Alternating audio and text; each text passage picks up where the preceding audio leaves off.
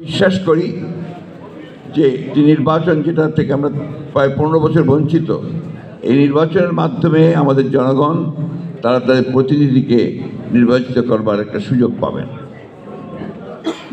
এখন এখানে জোর করে যদি সেই বিষয়টাকে আপনার একটু বিতর্কিত করে ফেলা হয়, তাহলে জনগণ আবার তাদের সেই অধিকার থেকে বঞ্চিত হবে। এবং আমাদের যে অভিজ্ঞতা, সেই অভিজ্ঞতা আমরা দেখেছি যে এই ধরনের নির্বাচন যদি দ্রুত না হয়, সময় ক্ষেপণ করা হয়, তাহলে সেখানে অন্যান্য শক্তিগুলো মাথা চাড়া দিয়ে উঠতে থাকে এবং তখন জনগণের যে চাহিদা, সেই চাহিদা থেকে তারা পুরোপুরিভাবেই বঞ্চিত হন। আমরা এই কথা বারবার বলতে চাই যে নির্বাচনে কে আসবে সেটা গুরুত্বপূর্ণ নয়, কিন্তু জনগণের অধিকারটা প্রতিষ্ঠিত হবে এবং সেটার জন্যই কিন্তু আমরা লড়াই করেছি দীর্ঘ 15 বছর। আমি সেই কারণেই বলেছি যে এই সময়টা আমাদের দরকার।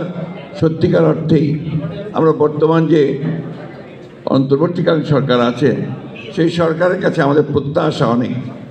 স্বাভাবিকভাবেই একটা ছাত্র গণ অভ্যুত্থানের পরে আমরা জনগণের প্রত্যাশা অনেক বেড়েছে, কিন্তু দুর্ভাগ্যজনক হলেও সত্য যে এখন পর্যন্ত সমাজের যে অবস্থা দাঁড়িয়েছে, সেই অবস্থায় কিন্তু আমরা সেই ধরনের একটা ব্যবস্থা দেখে এখনও নিশ্চিত হতে পারছি না যে আমরা আমাদের সেই প্রত্যাশাগুলো পূরণ হবে। এখানে অনেক কথা আছে,